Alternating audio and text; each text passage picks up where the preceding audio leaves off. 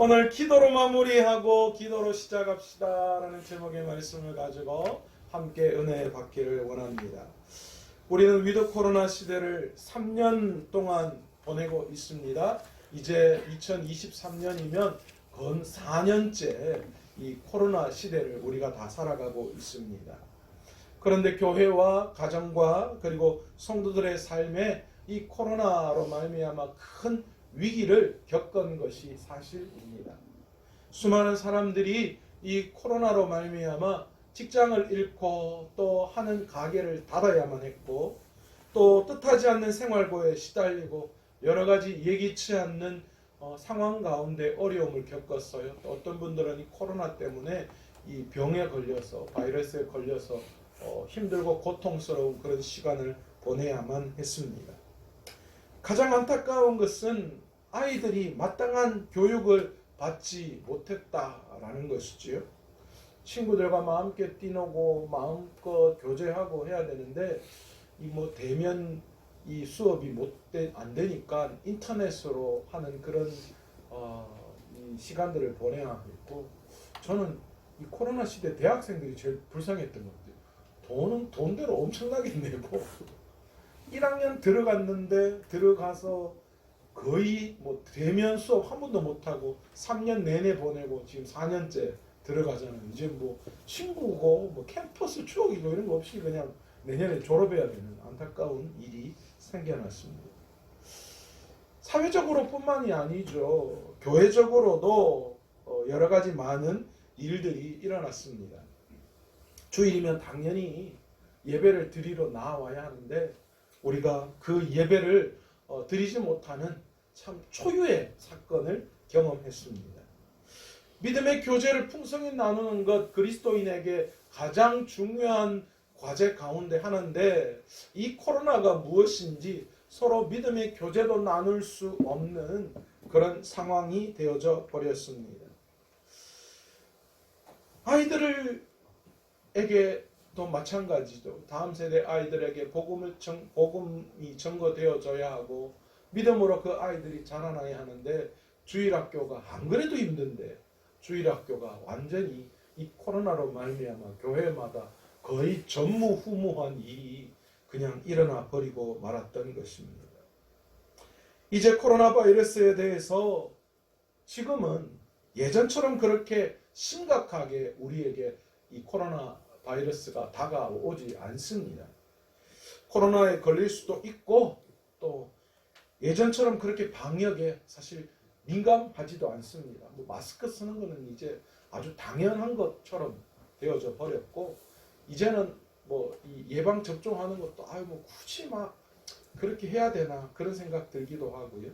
또 이제 걸려도 그래 걸렸다 좀 아프겠네 라고 그 정도의 이 생각을 가지고 있지, 엄청난 이 바이러스 초기에 그런 엄청난 위기의식이나 그런 마음은 없는 것이 사실입니다. 우리는 이제 이런 상황 속에서 2022년을 마무리하고 새로운 2023년을 준비해야 하는 그런 시점에 서 있습니다.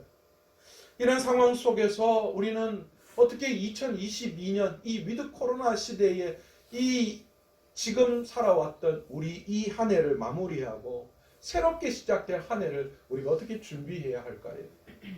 어떻게 하면 느슨해진 신앙의 허리띠를 다시 조여매고 교회적으로도 개인적인 신앙 면에서도 영적으로 우리가 새롭게 비상할 수 있을까요? 오늘 성경에 나오는 사무엘과 이스라엘 백성들의 모습을 통해서 어떻게 이 위기, 이 코로나 시기에 이 위기를 잘 마무리하고 새로운 한 해를 우리가 비상해야 할지를 오늘 말씀을 통하여 잘 살펴보려고 합니다. 오늘 본문을 더 잘 이해하기 위해서는 사실 사무엘상 4장에 일어난 이 사건부터 우리가 조금 이해할 수 있어야 합니다. 이스라엘과 블레셋과의 아벡에서의 전투 장면부터 이야기가 시작이 됩니다. 이 블레셋이 아벡이라는 지명에 쳐들어왔어요. 이스라엘을 공격하기 위해서 쳐들어왔습니다. 사실 이스라엘과 블레셋과의 관계는 이스라엘이 가나안 땅을 정복했을 때부터 시작됩니다. 그리고 나중에 이 다윗 시대에 블레셋을 이 다윗이 완전히 멸망시키는 그때 건한 100년의 역사 속에서 계속해서 이스라엘은 블레셋과의 전투를 피할 수가 없습니다. 이스라엘이 가나안 땅을 정복할 당시 이 블레셋이라는 나라도 이 가나안 이 서남부 지방에서 이 자리를 잡고 그 세력을 떨치고 있을 그런 시기였습니다.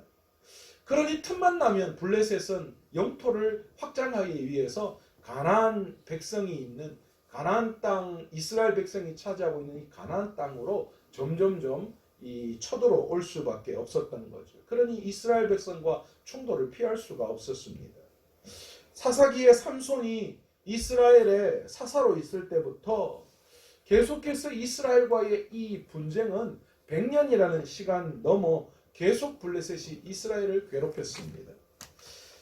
사무엘 선지자 시대에 드디어 블레셋이 아벡을 전략적 요충지로 삼아서 영토를 확장해 나아가려는 생각으로 이스라엘을 쳐들어왔습니다.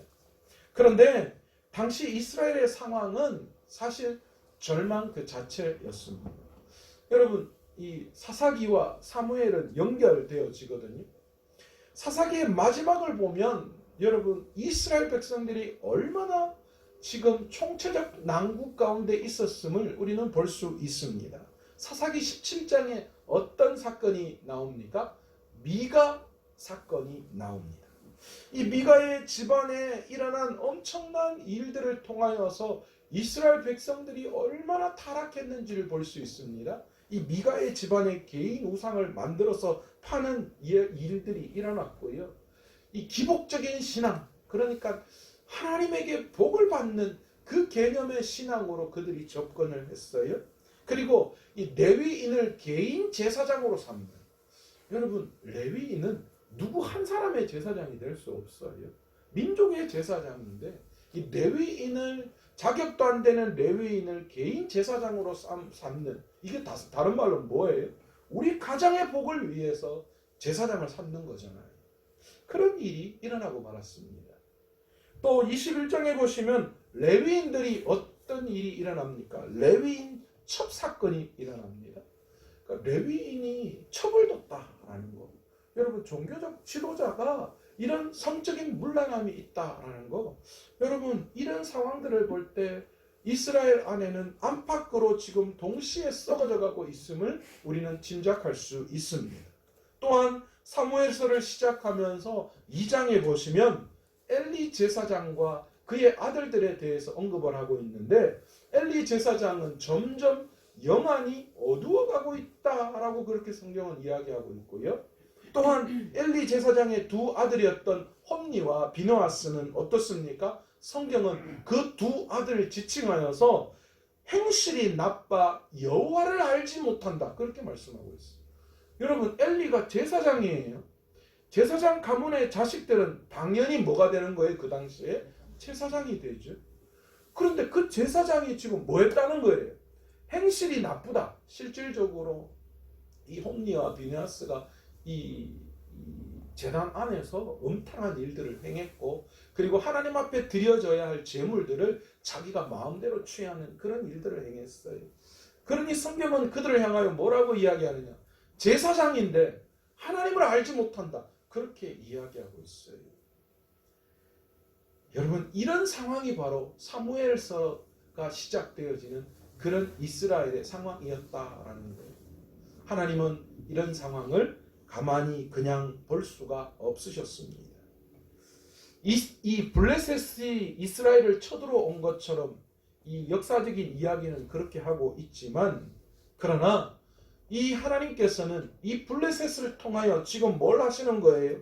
하나님이 블레셋을 사용하여서 엘리 가문을 심판하시고 하나님의 말씀에 불순종한 이스라엘 백성들을 징계하기 위해서 지금 블레셋을 도구로 사용하고 계시다라는 것을 우리는 성경을 통하여 볼 수 있습니다.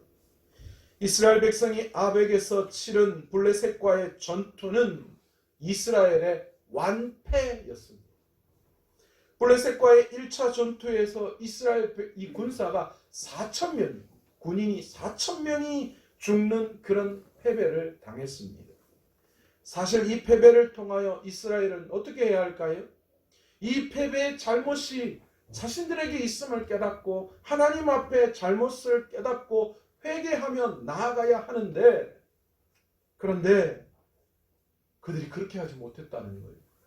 1차 전투에서 실패한 이스라엘 백성들은 돌아와서 그 모든 책임을 누구에게 돌리고 있느냐 하면 하나님에게 돌리고 있다라는 거예요.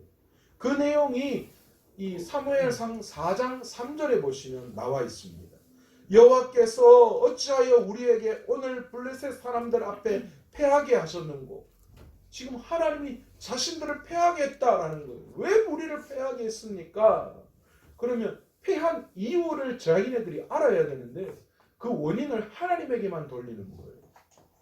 그러면서 뭐라고 이야기하는가? 여호와의 언약궤를 실로에서 우리에게 가져다가 우리 중에 있게 하여 그것으로 우리를 우리 원수들의 손에서 구원하게 하자. 그렇게 이야기합니다.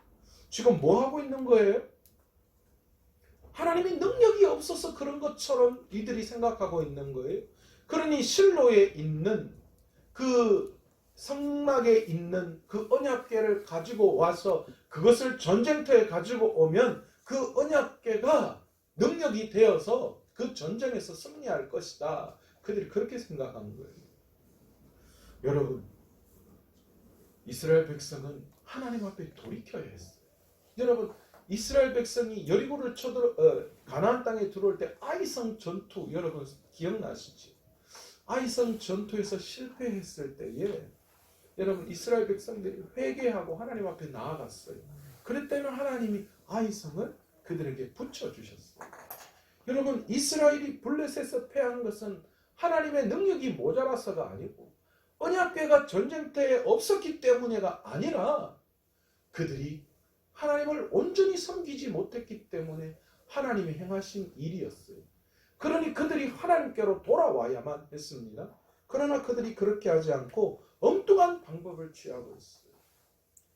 엘리의 아들 두 제사장 홈리와 비느하스가 실로에서 언약궤를 가지고 이 아벡 전쟁터에 이 언약궤를 가지고 나옵니다. 언약궤가 아벡에 있는 이스라엘의 진영으로 올 때에 이스라엘이 큰 소리를 외치며 땅이 울렸다. 그렇게 성경은 말씀하고 있어요. 얼마나 영광이며 얼마나 웅장했겠어요. 그런데 이를 보고 블레셋의 군대들이 떨었다. 그렇게 성경은 이야기하고 있어요. 놀랍지 않습니까? 1차 전투에서 승리했는데 이스라엘이 언약궤를 가지고 오는 것을 보고 블레셋에 덜덜 떨었어요. 이유가 뭐였을까요? 블레셋은 그 언약궤 하나님이 함께 하신다는 것이 무엇인지를 알았던 거예요.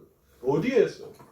그들이 애굽에서 탈출할 때에 하나님이 애굽을 어떻게 재앙으로 다스렸는지, 그리고 그들이 가나안 땅에 들어왔을 때에 하나님이 그 가나안 땅을 어떻게 정복하게 하셨는지 블레셋 사람들이 다 듣고 있었다라는 거예요. 그러니 이제 큰일 났다. 이제 그 하나님이 우리도 패하게 하실 것이다 라는 그런 두려움 때문에 블레셋이 두려워 떨 수밖에 없었습니다. 그런데 이게 웬일입니까? 이렇게 언약궤를 가지고 치른 이스라엘과 블레셋과의 2차 전투에서 이스라엘 군사들이 3만 명이나 죽는 대패, 엄청난 패배를 이스라엘이 당하고 말았습니다. 그리고 언약궤도 빼앗겨 버렸고 엘리의 아들이었던 홈리와 비느하스 제사장의 이 제사 대를 이어야 할 제사장들이 전쟁터에서 죽고 말았습니다. 그리고 이 소식을 들은 엘리마저도 죽는 그런 안타까운 이 일이 그들에게 일어나고 말았습니다. 여러분, 언약궤가 능력이 없어서 그 전투에서 패했을까요? 여러분, 그것은 언약궤의 능력과는 상관없이 이스라엘의 태도에 문제가 있었다라는 것이죠. 이스라엘은 그렇게 언약궤가 없는 시간을 20년이라는 시간을 보내어야만 했습니다. 이스라엘은 블레셋에게 언약을 빼앗기고 20년이라는 시간 동안 영적인 암흑기를 경험해야만 했습니다. 여러분, 언약궤가 뭐예요? 이스라엘에게 하나님이 임재하시는 하나님의 상징이고 언약의 도구였잖아요. 여러분, 오늘 우리는 코로나라는 영적 암흑기를 3년이라는 시간 동안 보내고 있습니다. 사실 한국교회 역사상 어쩌면 가장 암울했던 암흑기가 바로 이 위드 코로나, 우리가 지금 살아가고 있는 이 시기가 아닌가, 저는 그렇게 생각합니다. 선교 초기 선교사님들이 우리나라의 조선이라는 땅에 들어올 그때가 영적인 암흑기가 아니었어요. 가장 세상적으로 발전하고 가장 부와 영광을 누리고 있는 바로 이때가 하나님이 보실 때에 가장 영적인 암흑기를 오늘 우리는 경험하고 있다라는 것이지요. 왜 이런 시기가 우리에게 다가왔을까요? 왜 이런 위드 코로나라는 안타까운 그런 시간이 우리에게 주어졌겠습니까? 하나님께서 역사하실 힘이 없어서 이런 영적인 암흑기가 우리에게 왔을까요? 아닙니다. 하나님께서는 이 코로나를 통하여 하루빨리 우리가 정신을 차리고 영적인 회개를 통하여서 하나님께로 돌아오게 하시기 위해서 이런 영적인 암흑기를 경험하게 하신 줄 믿습니다. 여러분, 우리 스스로가 너무 교만했어요. 영적으로도 세상적으로도 우리가 너무 교만했어요. 너무 자신감 있었어요. 세상이 이렇게 발전하고 과학이 발전하고 문화가 발전하고 그리고 한국이라는 이미지가 전 세계적으로 퍼져나갈 그때에 여러분, 우리가 너무 영적으로도 교만했던 거예요. 하나님 없이도 살아갈 수 있을 것 같은 마음이 들었어요. 여러분, 한국이라는 나라가 어떻게 이렇게 발전할 수 있었습니까? 복음이 들어오지 않았다면 한국이라는 나라에 이런 기적이 일어날 수 있었을까요? 여러분, 하나님에 의해서 복음이 들어와서 한국이 이렇게 발전했어요. 그리고 그 사실을 깨달을 때 하나님은 우리나라의 영적인 부흥의 역사를 일으키셨다는 거예요. 여러분, 1904년 평양의 대부흥운동이 일어날 그 이후에 여러분 얼마나 한국이 깨어나기 시작했어요.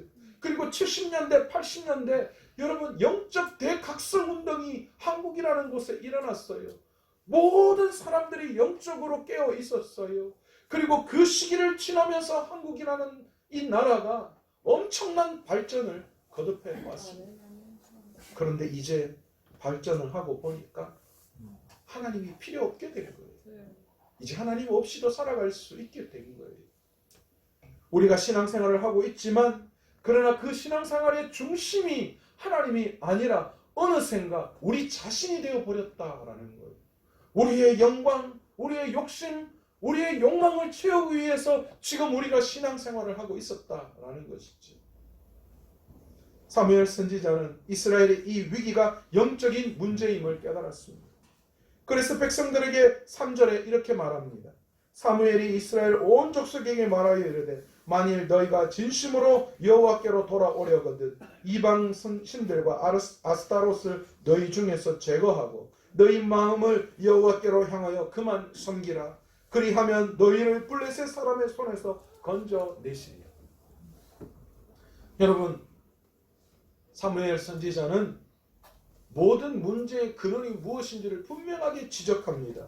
그리고 이스라엘에게 이 영적 위기를 해결할 수 있는 방법을 2가지 제시합니다. 첫 번째가 무엇입니까? 마음을 사로잡는 우상을 제거해 버리라. 너희 안에 이방 신들과 아스타롯을 제거하여라. 여러분, 아스타롯은 풍요와 다산과 욕망의 신입니다. 여러분, 그 당시 바알이 존재하는 시기였습니다. 여러분, 우리 마음 안에 있는 이런 세상적인 우상들을 분명하게 제거하라, 그렇게 말씀하고 있습니다. 2번째로 마음을 하나님께로 향하고 하나님만을 섬기라, 그렇게 명령합니다. 여러분, 이스라엘의 문제가 무엇입니까? 하나님의 백성이란 이름으로 법궤를 신을 모셨지만 하나님과 아무런 관계 없이 영적으로 죽은 사람들이었습니다. 그들은 언약궤를 신처럼 모셨지만 그 안에는 하나님이 없었어요. 여러분, 하나님이 없는 그 어떤 것을 섬기는 것, 여러분 그 자체가 다 우상이에요. 그래서 심지어는 여러분 십자가도 우상이 될 수 있어요.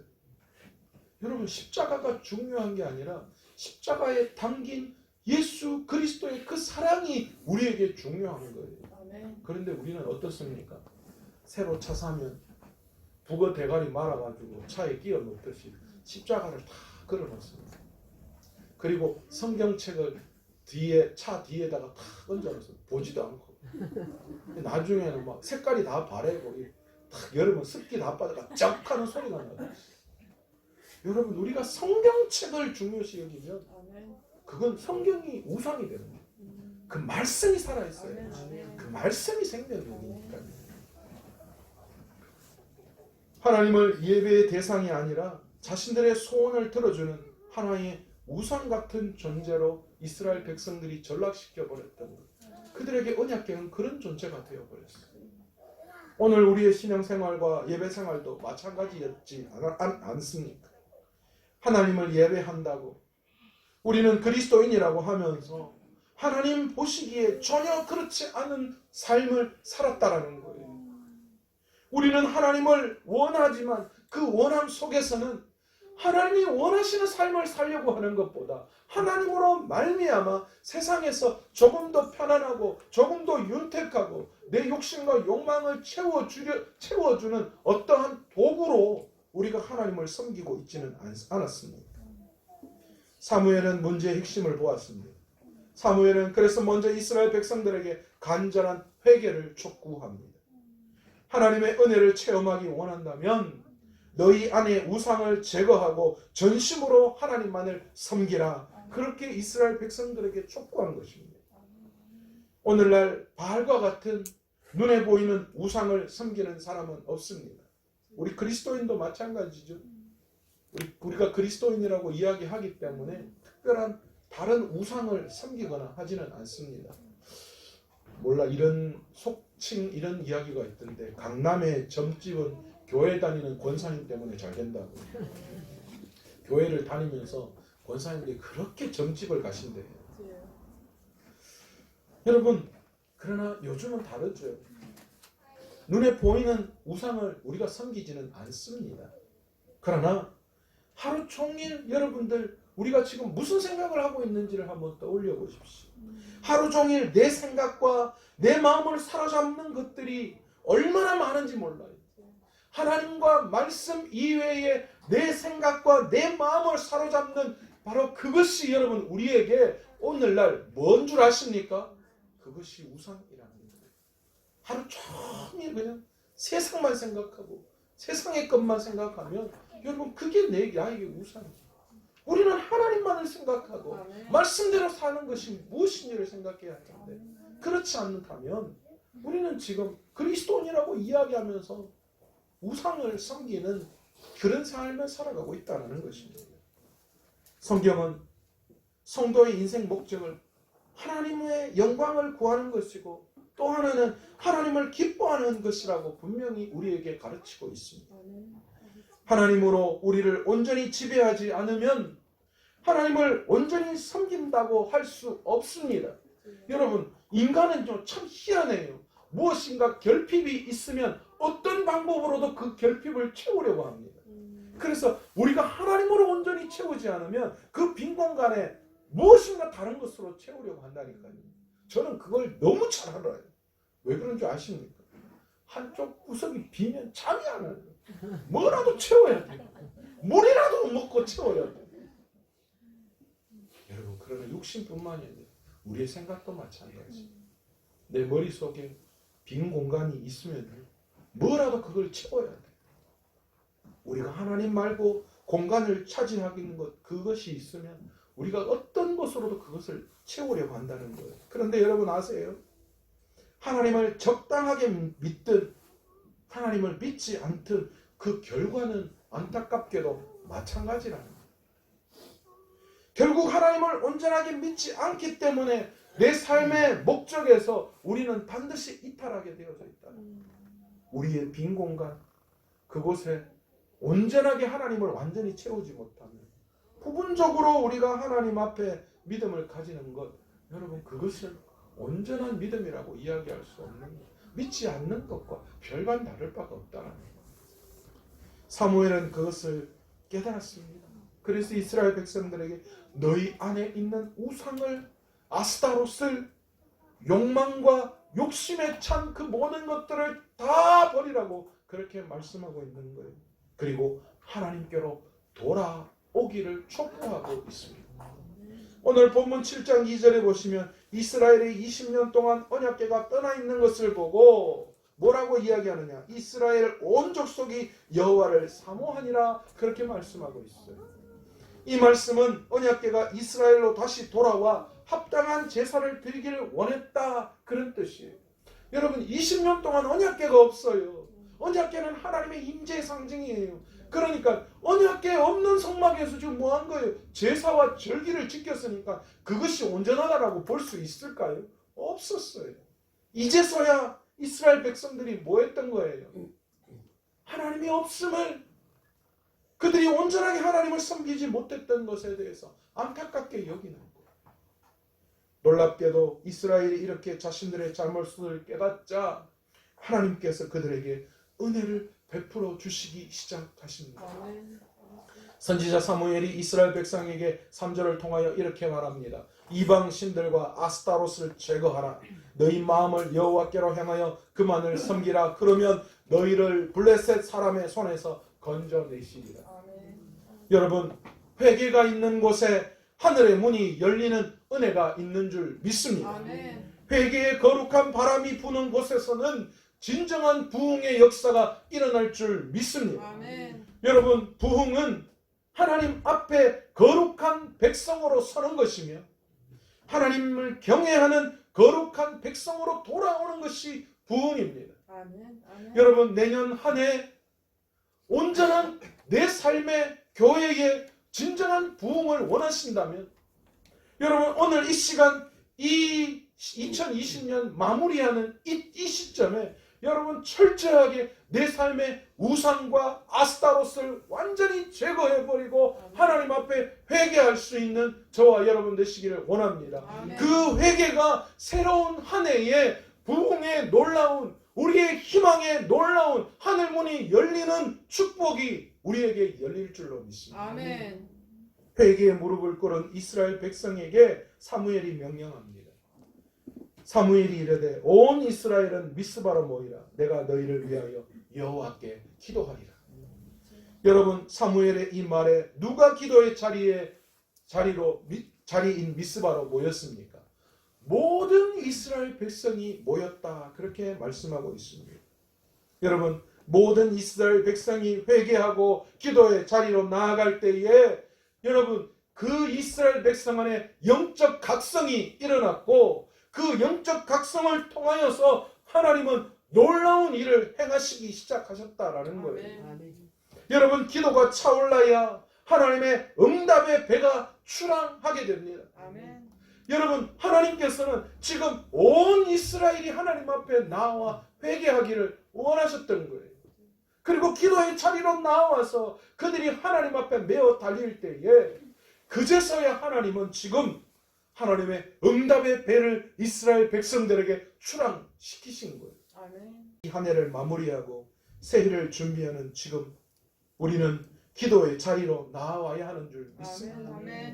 오늘 이 한 해를 마무리할 때에 기도의 자리로 나와서 철저하게 내 안에 있는 세상의 욕심과 욕망을 그것을 다 내려놓고 내 안에 이방신과 아스타롯을 제거하여 버리고 여러분 제발 우리 좀 세상의 욕심과 욕망을 좀 내려놓읍시다. 아니다 그러면서 내 안에 다 있습니다. 물론 이 땅을 살아가게 하는 원동력이 그런 욕심과 욕망이라고 세상 사람들은 이야기합니다. 그거 없으면 멍청이처럼 살아간다고 이야기하죠. 그러나 여러분 우리가 살아가는 이유는 세상의 욕심과 욕망을 채우는 거 아니에요. 내 자식이 잘 되고 뭐 내가 편안해지 뭐 이거 아니잖아요. 여러분 그건 부수적인 거예요. 내가 하나님의 손에 붙들린 바 되느냐 못하느냐 여러분 그게 내 인생의 최고의 목적이 되어야 합니다. 아멘. 그럴 때 내 안에 진정한 평안과 진정한 기쁨이 일어나는 거예요. 아멘. 여러분 세상의 것 다 가졌는데 하나님이 데려가시면 뭐 하시는 거예요? 아니 하나님이 사용하시지 않으시면 뭐 하실래요? 여러분 지금도 매해마다 서울대 나오는 애들이 뭐 몇백 명씩 되잖아요. 그럼 그들이 다 출세합니다. 여러분 개천에서 용난다 했잖아요. 저도 학교 다닐 때 제 동기 서울대 나온 애 하나 있어요. 걔가 다 잘 될 줄 알았어요. 지금 구급 공무원하고 제가 구급 공무원을 무시하는 건 아닙니다. 그런데 저희 때 걔가 이렇게 막 프레카드 붙이고요. 개천에서 용났잖아요.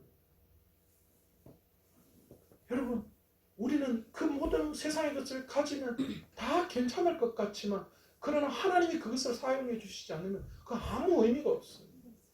우리가 아무것도 가지지 못하고 보잘것없지만 그러나 우리의 삶이 하나님 앞에 붙들린 바 될 때에 하나님이 우리를 사용하시는 거예요. 아멘. 그래서 연약한 자를 들어 강한 자를 부끄럽게 하시는 것이 하나님의 아멘. 계획이시다는 거죠. 아멘. 그럴 때 진정한 기쁨이 내 안에 일어나는 거예요. 그러니 올 한 해 우리의 삶 안에 욕심과 욕망을 좀 내려놓기를 원합니다.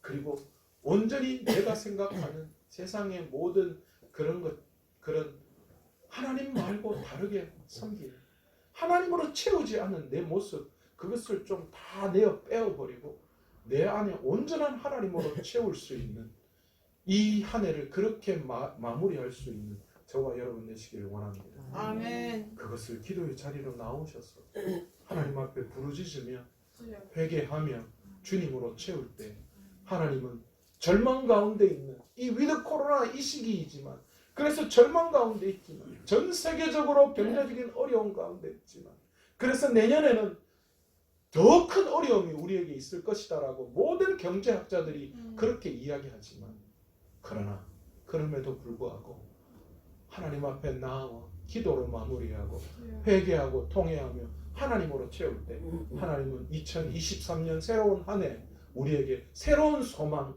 새로운 부흥의 바람을 우리에게 반드시 허락해 주실 줄로 믿습니다. 아멘. 오늘 이 시간 이 한 해를 기도로 마무리하는 우리들에게 하나님께서는 반드시 역사해 주실 줄 믿습니다. 아멘. 오늘